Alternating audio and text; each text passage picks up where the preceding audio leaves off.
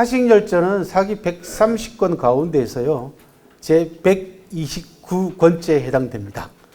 화식열전은. 제 130건은 사마천의 자서전입니다. 태사공 자서입니다. 그러니까 자서전을 빼면은 화식열전은 실질적으로 사기 전체에 있어서 마지막 건에 해당됩니다. 대개 이제 우리는 서문이라 그러면은 책 대개 앞머리에다가 놓는 게 일반적이지 않습니까? 그런데 사마천 사기의 제일 첫 번째 건이 뭘로 시작되냐 그러면 오제본기라고 하는 전설시대 때 5 제왕들의 기록으로 시작이 됩니다. 그러니까 사마천 입장에서는 자기 자서전을 이 제왕들 기록의 앞에다가 내세우기가 민망한 거죠. 그래서 자기의 자서전을, 자기 집안 이야기를 제일 뒤로 빼돌렸습니다. 그러니까 실질적으로 화식열전은 실질적으로 사기 전체에 있어서 마지막 건에 해당되는 걸로 보시면 되겠어요. 여담입니다만은 제가 지금 사기 전체를 완역을 하고 있습니다. 아까 우리 최 선생님께서는 완역을 다 했다라고 소개하셨는데 그건 사실과 어긋나는 말씀이고요. 현재 7년째 사기 완역 작업을 하고 있는데 총 12건 분량 가운데 이제 3건밖에 안 나왔습니다. 그러니까 앞으로 9건이나 더 나와야 되는 그런 아주 대장정을 지금 현재 벌이고 있고요. 하루에 12번씩 더 후회하고 있습니다. 이거 12건 가운데 3건 내는데 7년씩 걸렸으니까 나머지 9건 내는데 도대체 이 페이스대로라면 21년이 더 걸려야 된다는 얘기인데 죽기 전에 끝낼 수 있을란가 모를 정도로 지난한 작업을 하고 있습니다. 어려운 이유 중에 하나는 번역이 어려운 것이 아니라 사기에 나오는 인명, 지명, 그 다음에 역사, 현장 이런 것들을 다 일일이 전부 다 부속품으로 만들어서 여러분들 독자들한테 제공을 하고 있습니다. 그러니까 사마천에 대해서 공부해 보신 분들은 아시겠지만 사마천은 13살 때부터 아버지를 따라서 역사 현장을 다니기 시작을 했고요. 20살 때는 약 3년간에 걸쳐서 천하를 여행을 합니다. 그리고 입사해서도 벼슬살이를 하면서도 6, 7차례 천하 여러 군데를 떠돌아다닙니다. 그러니까 물론 황제를 수행했던 그런 여행도 있습니다만 전후 한 10차례 가까이 대여행을 했던 인물입니다. 그 가운데서도 20살 때 했던 3년간에 걸친 천하 대주유는 사기를 생생하게 만들어주는데 가장 중요한 작용을 합니다. 역사라는 학문은 시간과 공간의 학문입니다. 그렇죠? 기본적으로 언제 어디서입니다. 다른 게 아니고 거기에 누가 그 다음에 역사가는 거기서 어떤 일이 일어났으며 그것이 왜 일어났는가 라는 부분까지 얘기를 해주면은 역사가가 해야 될 역할 가운데 중요한 역할이 끝나는데 기본은 언제 어디서입니다. 그러니까 시간과 공간이죠. 그죠? 역사가가 해야 될 가장 중요한 그 책임 가운데 혹시 여러분들 자제분들 가운데서 역사과 가고 싶어하는 자제분들이 있거나 또는 그런 공부하는 분들이 있으면은 사료더미에만 파묻혀가지고는 역사 공부가 안 됩니다. 그러니까 현장을 확인을 해야 됩니다. 사마천이 이미 2100년 전에 역사 현장을 일일이 다 자기 발로 확인하고 그 확인된 사실들, 확인된 결과들, 그 다음에 지방에서 전해져 내려오는 다양한 기록들, 전성들, 노래, 심지어는 저서고까지, 요까지 다 체록을 해가지고 사기에 나오는 인물들의 캐릭터를 대단히 생생한 인물로 만드는 데 성공을 했거든요. 그래서 사기에게 붙은 별명이 문학적 역사서요, 역사적 문학서라고 하는 아주 전대미문의 평가가 뒤따르게 됐습니다. 이 부분은 굉장히 중요합니다. 여러분들 역사하면 역사가들의 책을 쓰면 굉장히 딱딱하고 재미없게 쓰고 논문은 더더군다나 말할 것도 없지 않습니까? 그런데 사마천 사기는 역사가가 역사를 어떻게 연구하고 어떻게 써야 되는가라는 모범을 보여줍니다. 그 역사 논문의 역사책은 재밌으면 어디가 덧납니까? 그죠? 사기에 나오는 열전 특기 같은 인물들에 관한 기록을 보면은 너무너무 생생하고 너무너무 재밌습니다. 그래서 역사와 문학의 경계를 허물어버린 또 유일한 최초의 역사학자이기도 합니다. 그래서 그것 때문에 저는 사기를 완역을 하면서 사마천이 다녀본 현장은 무조건 다 가봐야 되고 사마천이 가보지 못한 데까지 다 다니고 있는 그런 상황입니다. 그래서 올해로 22년째 제가 중국의 역사 현장을 다니고 있는데 작년까지 한 170차례 정도 중국을 다녔습니다. 그래서 하도 완력 작업이 잘 안 되고 힘이 들 때마다 이렇게 누워가지고 천정을 쳐다보면서 하늘을 쳐다보면서 저기다 내가 얼마를 뿌렸나. 집안채 값은 뿌린 것 같더라고요. 비행기 값으로만 그 정도 뿌린 것 같습니다. 시간은 초월할 수 없습니다. 그렇죠? 과거사를 연구하는 현재 역사가 입장에서 수천 년 전에 불과 1년 전의 시간도 초월할 수는 없죠. 타임머신이 발명되기 전까지는요. 그죠? 과거로 돌아갈 수 있는 타임머신이 발명되기 전까지는. 하지만 남아있는 공간을 확인해야 되지 않냐는 겁니다. 그 공간이 비록 폐허만 남아있더라도, 그죠? 터만 남아있더라도, 또는 다 부서지고 담장 일부만 남아있더라도 현장을 확인해야 됩니다. 왜 현장을 확인해야 되냐면 현장에 가게 되면은 시간이 줄 수 없는 현장감이 전달이 됩니다. 그러면은 이 대목에 대한 연구라든지 묘사가 아무래도 현장을 가보지 않은 묘사하고는 달라질 수밖에 없지 않겠느냐라는 그런 생각에서 지금까지 역사 현장을 일일이 제 발로 다니고 있습니다. 태사공 자서는 사마천 집안 이야기고 사기 전체에 관한 간략간략한 소개입니다. 그러니까 정말 서문이 맞죠. 그래서 사기를 읽으려면 사실 이거부터 읽는 게 맞습니다. 서문이고 실제로. 그래서 나는 왜 오제본기를 썼으며 내가 왜 화신열전을 쓰게 됐는가 이런 부분들을 한 대여섯 줄로 짤막짤막하게 전체를 다 소개하고 있고 그 다음에 자기 집안 이야기를 하고 있습니다. 그러니까 이게 서문이 맞습니다.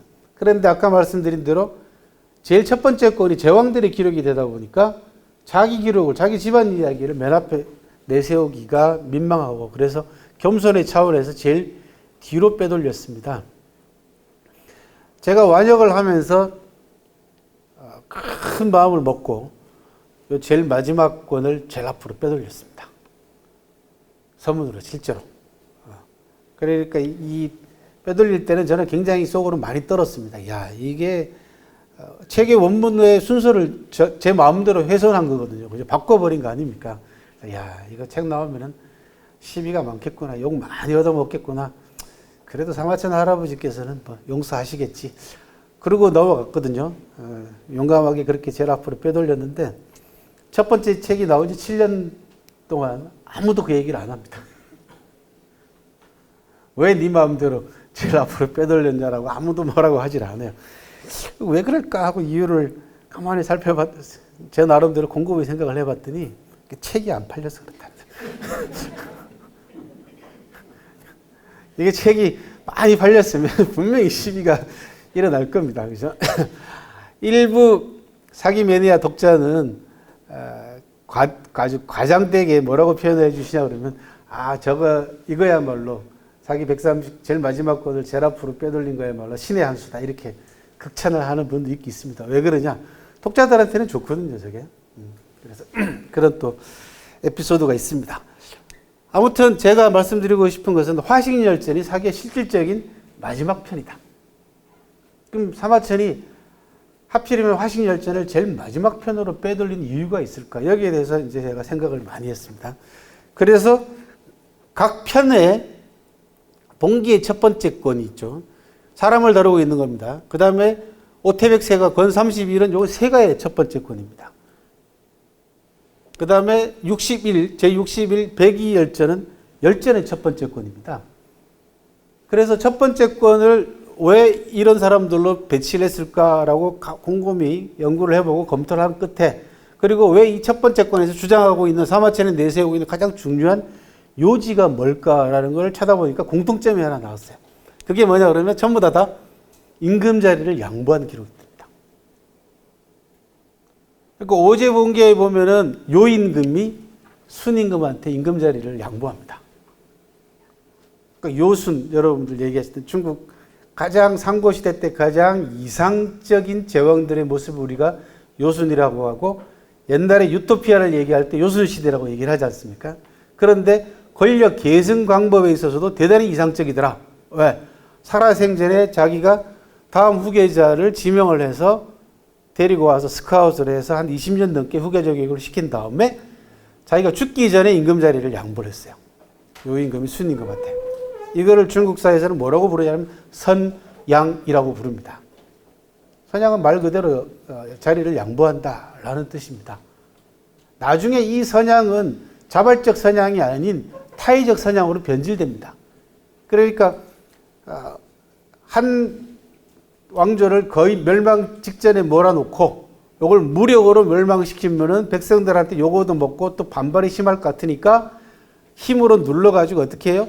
선양의 형식을 빌려가지고 황제 자리를 양보하게 만드는 방식으로 자기가 황제를 차지해서 왕조를 교체하는 경우들이 굉장히 많이 나옵니다. 우리나라도 있었죠. 태조 이성계가 고려 마지막 임금 공양왕인가요? 마지막 임금한테 취한 행위가 바로 선양입니다. 임금 자리를 이성계한테 넘겨주게 함으로써 그 뒤에는 물론 무력이 이제 작용을 하고 있는 거죠. 겁이 나서 양보하는 겁니다. 실질적으로 요임금과 순임금의 선양에 대해서도 한비자 같은 사람은 이게 무력으로 억눌러 가지고 마지못해서 양보한 거다라고 주장하는 사람도 있긴 합니다만은 기본적으로 중국 역사상 왕조 체제에 있어서 가장 이상적인 권력 교체 방식으로 살아생전에 자기 자식이 아닌 친인척이 아닌 유능한 사람에게 자리를 양보하는 형태로서 선양이 가장 이상적인 권력 교체 방식으로 지금까지 여겨져 갖고 높은 평가를 받아왔습니다. 그것 때문에 요임금과 순임금이 중국 역사상 최고의 제왕으로 이상적인 제왕으로 추앙받아왔고 그 시대가 유토피아, 요순 시대라고 해서 유토피아로 지금까지 칭송을 받아왔던 겁니다. 믿을 만한 사실이 못 되는 것 같지만 대단히 흥미롭게도 이 선양 방식이 지금 중국의 국가 지도자를 뽑는 방식하고 연결되어 있습니다. 잘 보시면은 중국의 당 총석이, 그러니까 국가 주석을 뽑는 방식을 잘 보시면 여러분들 중국의 국가 주석이 지금까지 단 한 사람 자기 친인척을 뽑은 사람이 있던가요? 없죠. 그죠? 모택동부터 시작해 등속평, 그 다음에 후진타오, 장저민, 후진타오, 그 다음에 시진핑까지 5명의 그 사이사이에 주석 자리, 그 다음에 총석이 자리는 여러 차례 바뀌긴 했습니다만은 어느 누구도 자기 친인척한테 자기 자리를 넘겨주거나 또는 친인척이 최고 권력자 자리까지 오른 경우는 없더라는 겁니다. 중간 정도까지는 있는데. 그리고 지금 현재 중국 국가 주석들은 자기 능력을 20년 이상 검증받지 못하면은 국가 주석으로 들어갈 수 있는 상무위원 자리라고 하는 7명에서 9명 정도 선발하는 이 자리에도 못 들어갑니다. 그리고 이 상무위원 자리에서 약 10년 가까이 또 자기 리더십을 발휘해야만이 국가주석이나 당 총석이가 되는 그런 형태입니다. 그러니까 약 30년 가까이 자기 능력을 검증을 받아야만이 국가주석이 될 수 있는 자격을 얻는 겁니다. 마찬가지입니다. 요임금은 민간에 있던 호레비인 순임금을 발탁해서 20년 넘게 후계자 교육을 시킨 다음에 자기 살아생전에 순임금에게 임금 자리를 물려주고 자기는 은퇴합니다. 그때 아들이 있었어요. 태자가 있었습니다. 요임금의 아들이 단주라고 하는 태자가 있었습니다. 태자의 측근들이 요임금한테 항의를 합니다. 왜 그러냐? 태자가 임금 자리를 물려받아야지 태자의 측근들도 나중에 한 자리 할 거 아닙니까? 그리고 왜 멀쩡한 아들 놔두고 내력도 알 수 없는 순한테 임금 자리를 물려주십니까? 라고 볼멘 소리를 하니까 요임금이 뭐라고 얘기를 했냐 그러면 한 사람의 이익을 위해서 천하가 손해볼 수는 없지 않냐. 아주 유명한 명언을 남깁니다. 그것도 never라까지 결코라는 말까지 붙여가지고 그러면서 이렇게 얘기를 합니다. 내가 내 아들 단주에게 임금 자리를 물려주면 단주에게는 한 사람에게는 이로울지 모르겠지만 천하가 손해를 보게 될 것이고 내가 순에게 임금 자리를 물려주면 내 아들 단주 한 사람은 손해볼지 모르겠지만 천하가 이루어진다. 한 사람의 이익을 위해서 천하가 손해볼 수는 결코 없다라고 아주 유명한 명언을 남깁니다. 이게 사마천 사기의 제일 첫 번째 건 오제본기에 나오는 최고의 명언입니다. 사기는 이렇게 시작합니다. 그래서 사마천이 그리는 이상향으로 내세우는 정치 권력의 교체라든지 그 다음에 통치자의 모습들 이런 부분들을 1편에다가 제일 첫 번째 권에다가 잘 반영을 하고 있죠. 두 번째 오태백 세관. 세관은 이제 제왕을 보필했던 사마천은 뭐라고 얘기를 하냐 그러면 별자리에다 비유를 합니다. 그러니까 북극성을 중심으로 해서, 여기 제왕이죠. 그죠? 북극성을 중심으로 해서 중국은 모두 별자리를 28개로 옛날에 구별을 했습니다. 그래서 28수라고 합니다. 28개 별자리를 제후에다가 비유를 합니다.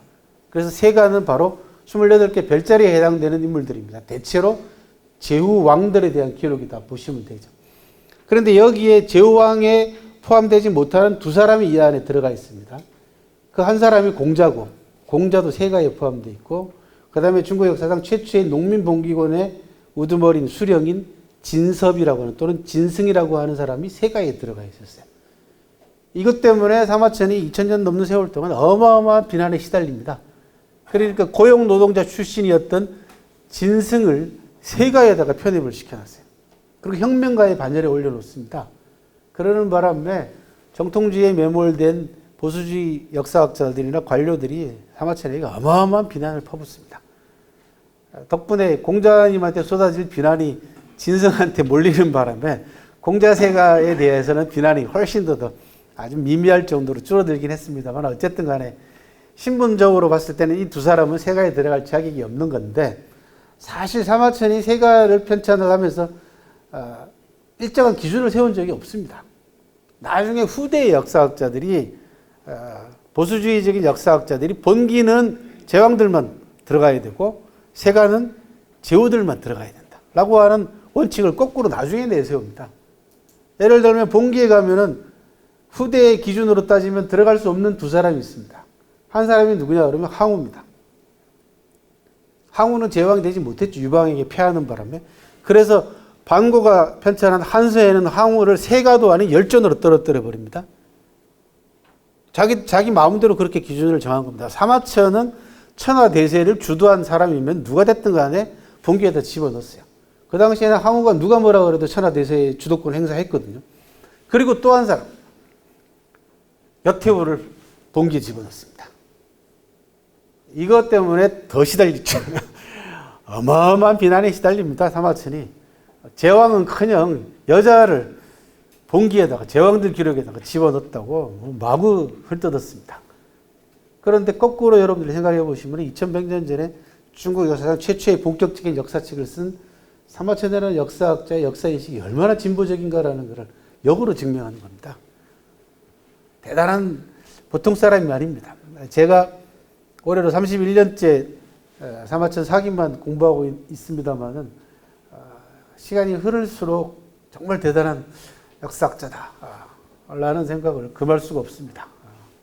이게 그 본기에 바로 여태우가 들어감으로 해서 아마 충분히 그런 비난을 예견을 했을 겁니다. 사마천은. 그럼에도 불구하고 자기의 꼿꼿한 붓을 꺾지 않고 그대로 직필함으로써 더욱더 사기를 값어치 있게 만들어주는 그런 빛나는 요소로 작용을 하고 있습니다. 아무튼 이 세가는 제왕들을 보필한 주로 제후들에 대한 기록이다라고 생각하시면 되는데, 그 첫 번째 건이 오태백 세가라는 겁니다. 이 오태백 세가도 흥미롭게도 오나라를 건국한 오태백이라는 사람이 셋째 아들인 주문왕, 그 다음에 그 주문왕이 낳은 주무왕에게까지 임금자리가 돌아가게 만들어주려고 둘째인 중홍이라는 사람하고 같이, 야, 우리가 있으면은 이제 주문왕 이름이 희창입니다. 창이가 임금이 못 되니까 우리가 그냥 떠나자 해가지고 중원 지역에서, 주나라 지역은 오늘날로 얘기하면 섬서성 쪽입니다. 이 섬서성을 떠나가지고 저 강소성까지 수천 킬로를 이동해가지고 도망을 가버립니다. 여러분들이 중국에서 소주라고 하는데 들어보셨죠, 그죠? 거기가 오나라입니다. 소주하고 무석 이런 데가 오나라의 근거지입니다.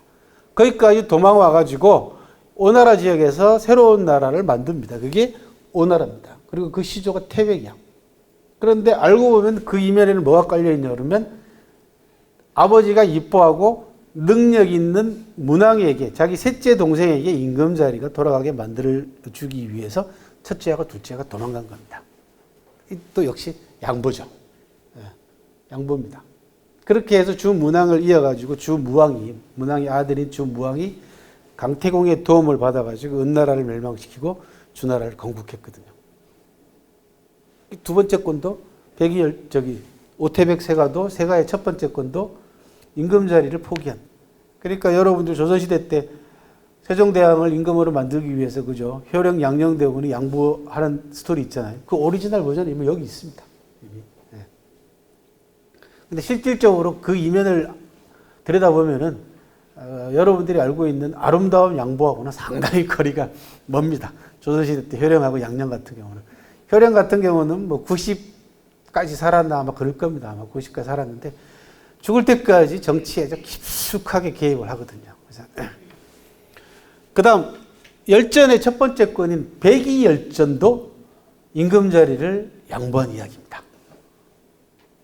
백의하고 숙제, 형제잖아요. 그죠? 백의하고 숙제가 고죽국의 왕자입니다. 근데 아버지가 동생에게 임금 자리를 물려주고 싶어 하는 걸 보고는 형인 백의가 양보하죠. 그랬더니 동생도 나도 싫어요, 형님. 그리고 둘이 같이 도망가는 겁니다. 수양산에 들어가서 숨어서 그 당시 주나라가 막 건국됐을 당시인데 주나라 땅에서 나는 곡식은 먹을 수 없다 해서 수양산에서 고사리 뜯어먹다가 고비 뜯어먹다가 굶어서 죽었다라는 유명한 전설을 남기고 있는 기록이 백의숙제 기록이죠. 조선시대 때 사육신 가운데 한 분이었던 성삼문 선생이 그랬잖아요. 그 고사리는 누구 땅에서 난 거냐. 그리고 비꼰 시를 쓰기도 했잖아요. 그죠? 예. 아니 꼿꼿하게 정말로 제대로 지조를 지키려면은 그 고사리도 뜯어 먹지 말아야지 뭔 소리냐. 나중에 그 세조하고 성삼문하고 이 국문을 할 때 얘기가 대화가 있지 않습니까? 그동안에 나한테 녹 받아 먹고 뭘 나한테 반대하냐 그랬더니 우리 집 가봐라. 니한테 받은 거 다 있다. 그래서 받은 녹봉 전부 다 창고에 쌓아뒀다는 거 아닙니까? 하나도 쓰지 않고. 그러면서 성삼문이 쓴 시가 그 고사리는 누구 땅에서 났냐라는 시를 썼다는 거죠. 내 지조가 백의 숙제보다 더 고상하다라는 의미겠죠. 그죠? 아무튼 열전의 제일 마지막 편, 첫 번째 편도 양보로 시작한다는 겁니다. 그러니까 전부 다 위에 부분들이 아주 고상한 정신세계를 표출하고 있는 기록들 아닙니까? 그죠? 그런데 열전의 제일 마지막 편은요, 물질 이야기로 끝납니다. 돈 이야기로 끝나고 부자 이야기로 끝납니다. 그러니까 저는 이게 사마천이 절묘한 배치라는 거죠. 인간을 다루고 있는 본기세가 열전의 모든 편의 첫 번째 편을 우리의 정신적 차원의 문제, 정신적 경계의 문제를 가지고 다루고 있다가 제일 마지막에 가가지고 물질 이야기로 단호의 막을 내리는 마무리를 하는 아주 절묘한 수순을 보여주고 있지 않냐. 현재까지 제가 화신열전에서 찾아낸 기본적인 순서상의 장점과 특성과 매력은 그 정도로 찾아냈습니다. 앞으로 공부자에 따라서 좀 더 다른 점이 발견되리라고 생각을 합니다.